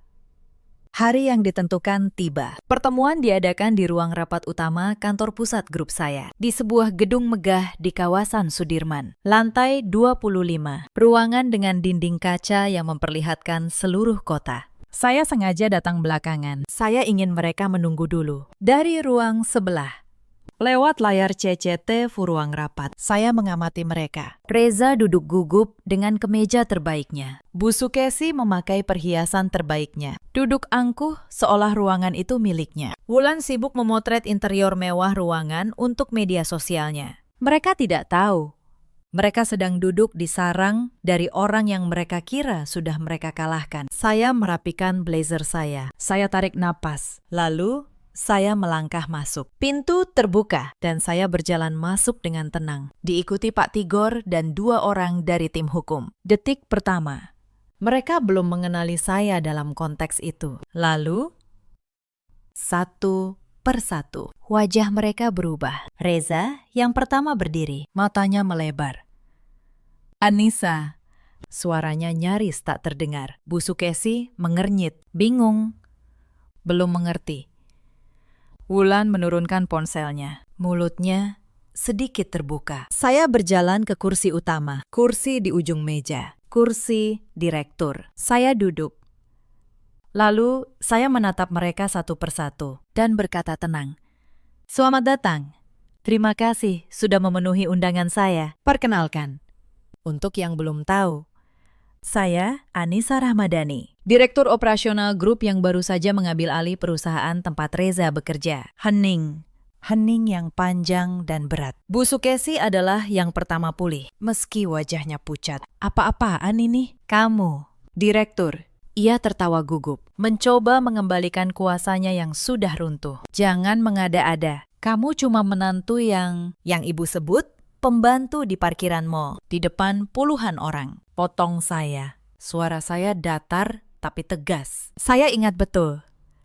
Bu, saya akan selalu ingat. Wajah Bu Sukesi membeku. Wulan menelan ludah. Dan Reza, suami saya, hanya bisa menunduk. Tubuhnya gemetar. Saya membuka map di hadapan saya. Tenang, tidak terburu-buru. Saya ingin setiap detik dari momen ini terasa oleh mereka. Mari kita bicara satu persatu, kata saya. Pertama, soal Reza. Saya menatap suami saya. Selama 2 tahun terakhir, ada dana perusahaan senilai hampir 300 juta rupiah yang mengalir ke rekening pribadi melalui faktur fiktif. Tim audit kami menemukan semuanya, lengkap dengan tanggal, nomor transaksi, dan rekening penampung. Reza mengangkat wajahnya, panik. Anissa, aku bisa jelaskan. Belum giliran Anda bicara. Pak Reza, kata saya dingin. Memanggilnya dengan sebutan formal untuk pertama kalinya. Salah satu rekening penampung dana itu, atas nama Wulan Mahendra. Semua mata beralih ke Wulan. Wajah gadis itu memutih.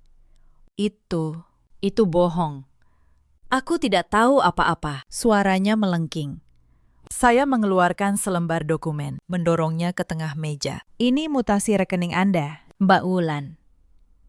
Tanda terima transfer dari rekening fiktif perusahaan. Dan ini, saya keluarkan dokumen kedua. Penajuan pinjaman 100 juta rupiah di bank. Atas nama saya, Anissa Rahmadani. Dengan tanda tangan yang dipalsukan. 3 bulan lalu, saya sudah cocokkan dengan rekaman CCTV Bank di hari pengajuan. Dan orang yang datang ke bank hari itu. Dengan KTP palsu mengatasnamakan saya. Terekam jelas wajahnya. Saya menatap Wulan lurus. Apakah saya perlu memutar rekamannya? Mbak?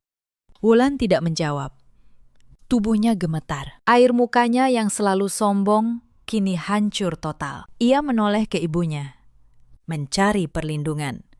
Tapi Bu Sukesi untuk pertama kalinya tidak membela anak kesayangannya. Bu Sukesi terlalu sibuk mencerna kenyataan bahwa dunia yang ia kira ia kuasai ternyata berdiri di atas tanah milik menantu yang ia hina. Bu Sukesi, kata saya, beralih pada ibu mertua saya. Selama 5 tahun, saya mengirim uang sewa rumah saya ke rekening ibu setiap bulan tanpa pernah terlambat. Total lebih dari 400 juta rupiah. Saya punya semua bukti transfernya. Rumah yang ibu sebut saya menumpang di dalamnya. Sebagian besar dibiayai dari uang itu. Listrik, air, makanan, bahkan baju lebaran Wulan. Semua dari menantu yang ibu sebut pembantu. Bu Sukesi membuka mulut, tapi tidak ada kata yang keluar. Untuk pertama kalinya, perempuan yang selalu punya 1000 kalimat pedas itu kehabisan kata.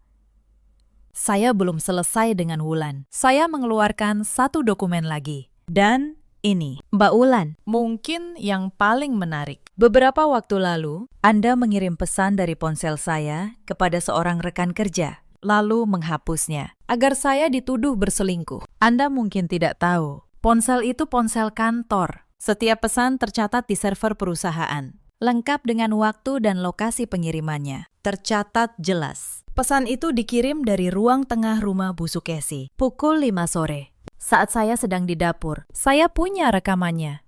Wajah Wulan benar-benar hancur sekarang. Tuduhan perselingkuhan yang ia rancang untuk menghancurkan saya kini berbalik menjadi bukti kelicikannya sendiri. Reza menoleh ke adiknya, matanya penuh ketidakpercayaan. Mungkin untuk pertama kalinya, ia mulai melihat siapa adiknya yang sebenarnya. Tapi sudah terlambat. Semuanya sudah terlambat. Saya tidak pernah berselingkuh. Reza, kata saya, menatap suami saya. Tapi kamu lebih memilih percaya pada kebohongan adikmu daripada pada saya. Itu jawaban yang sudah cukup untuk saya. Saya menutup map.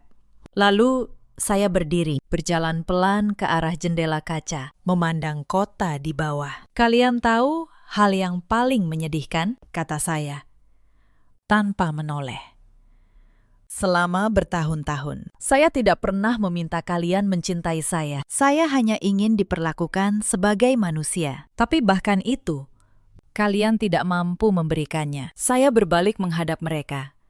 Sekarang, ini yang akan terjadi. Pertama, kasus penggelapan dana perusahaan akan diproses sesuai hukum. Sebagai pemegang kendali, saya tidak punya pilihan. Reza dan semua yang terlibat akan menghadapi konsekuensinya. Kedua, kasus pemalsuan tanda tangan dan penipuan pinjaman sudah saya laporkan ke polisi. Surat pemanggilan untuk Wulan sudah dikirim. Itu di luar kendali saya sekarang. Hukum yang akan bicara. Wulan terisak, jatuh terduduk di kursinya. Mbak, tolong. Aku minta maaf. Aku tidak akan mengulanginya. Saya menatapnya. Dan untuk sesaat, saya merasakan sesuatu. Bukan dendam, tapi kelelahan yang dalam. Maaf, kata saya pelan. Kata itu mudah diucapkan saat kalian sudah terpojok. Tapi waktu kalian menyeret saya keluar dari mobil dan meneriaki saya pembantu di depan orang banyak, apakah ada yang berpikir untuk meminta maaf? Tidak ada. Lalu, saya menatap Reza, suami saya. Lelaki yang dulu berjanji akan berdiri di sisi saya. Dan kamu, Reza, dari semua orang di ruangan ini, kamulah yang paling mengecewakan saya. Bukan karena kamu lemah, tapi karena setiap kali ibumu dan adikmu menginjak saya, kamu memilih diam. Berkali-kali kamu memilih mereka, bukan saya. Diam kamu, lebih menyakitkan dari semua teriakan mereka. Reza menangis. Untuk pertama kalinya, ia menangis di depan saya. Anissa, maafkan aku. Aku salah. Aku takut sama ibu. Beri aku kesempatan. Saya menggeleng pelan. Kesempatan sudah kuberikan. Reza, bertahun-tahun. Setiap hari aku berharap kamu akan berubah, akan membelaku sekali saja. Tapi kamu tidak pernah. Sekarang sudah terlambat. Saya mengeluarkan satu dokumen terakhir dari dalam tas saya. Saya letakkan di meja, di hadapan Reza. Surat gugatan cerai. Ini sudah saya siapkan. Hak asuh. Harta. Semua sudah diatur oleh pengacara saya. Rumah di Bintaro, milik saya, atas nama saya. Sejak sebelum kita menikah, kamu tidak punya hak atasnya. Bu Sukesi akhirnya bersuara. Suaranya kini memohon, jauh dari kesombongan dulu. Anissa, nak, jangan begini. Kita keluarga. Maafkan ibu. Ibu hilaf. Saya menatapnya. Nak, sekarang ibu memanggil saya nak. Di parkiran kemarin, saya pembantu. Hari ini, saya jadi anak lagi. Tahu kenapa? Bu, karena hari ini ibu butuh saya. Itulah satu-satunya saat saya berharga di mata ibu. Saat saya berguna, ruangan itu hening. Hanya terdengar isak tangis Wulan dan napas berat Reza. Saya mengambil tas saya. Saya sudah selesai, kata saya. Pak Tigor akan mengurus sisanya secara hukum. Kalian boleh pulang. Tapi rumah yang kalian tinggali sekarang, yang dibiayai uang saya. Sudah saya hentikan semua kirimannya sejak bulan lalu. Mulai sekarang, kalian harus berdiri di atas kaki kalian sendiri. Sesuatu yang seharusnya kalian lakukan sejak dulu. Saya berjalan ke pintu. Di ambang pintu, saya berhenti sejenak. Tapi saya tidak menoleh. Oh, satu lagi, kata saya.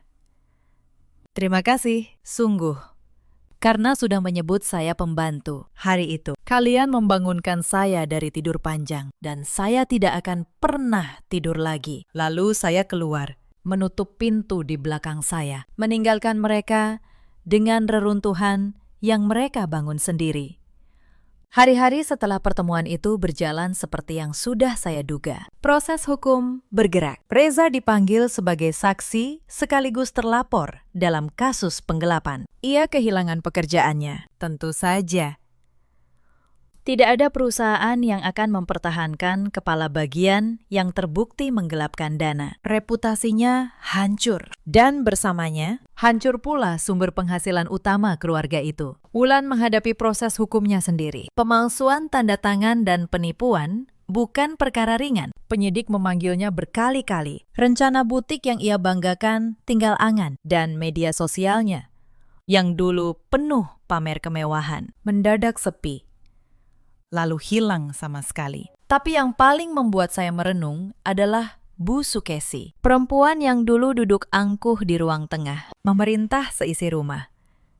Kini harus menghadapi kenyataan bahwa anak-anak yang ia banggakan tidak sehebat yang ia kira. Anak lelakinya seorang pencuri yang pengecut. Anak perempuannya penipu yang manja. Dan menantu yang ia injak-injak. Ternyata satu-satunya orang yang selama ini menahan keluarga itu agar tidak runtuh. Mbak Asih bercerita, suatu hari, ketika kiriman uang benar-benar berhenti dan tagihan menumpuk, Bu Sukesi duduk lama di ruang tengah, memandangi foto keluarga di dinding. Lalu ia menangis. Bukan karena menyesali perlakuannya pada saya, tapi karena menyesali bahwa ia kehilangan sumber uang. Sampai akhir, ia tidak pernah benar-benar mengerti kesalahannya. Dan itu, bagi saya, adalah hukuman yang paling adil. Karena orang yang tidak pernah menyesal tidak akan pernah benar-benar bebas dari penjaranya sendiri. Saya tidak pernah kembali ke rumah itu. Tidak ada alasan untuk kembali. Beberapa minggu kemudian, Reza datang ke kantor saya.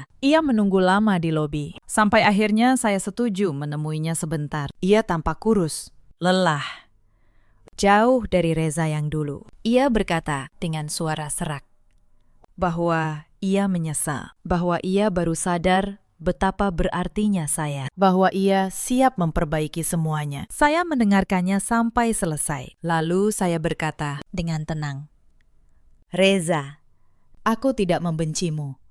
Sungguh. Tapi cinta yang dulu aku punya sudah habis. Kamu menghabiskannya sedikit demi sedikit. Setiap kali kamu memilih diam saat aku dipermalukan. Yang tersisa sekarang hanya rasa kasihan. Dan aku tidak bisa membangun apapun di atas rasa kasihan." Ia menunduk, lalu pergi.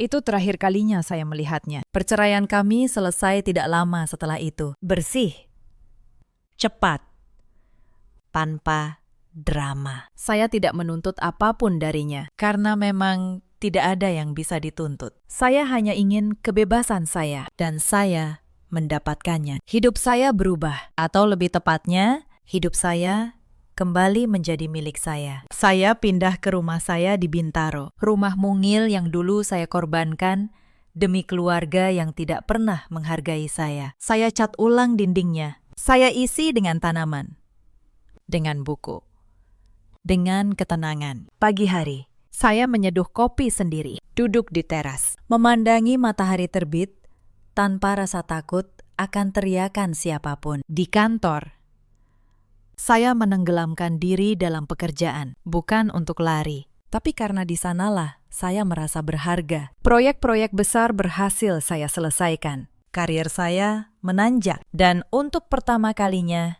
dalam bertahun-tahun, saya tidak perlu pulang ke rumah yang membuat saya merasa kecil. Mbak Asih, pembantu yang selalu baik pada saya, akhirnya saya tarik bekerja di rumah saya dengan gaji yang layak, dengan rasa hormat yang seharusnya ia terima. Ia satu-satunya hal baik yang saya bawa dari masa lalu itu. Kami sering mengobrol di dapur, dan ia berkata, "Suatu hari, Bu Anissa, dulu saya selalu kasihan melihat ibu diperlakukan seperti itu. Tapi saya senang sekarang ibu bahagia." Saya hanya tersenyum.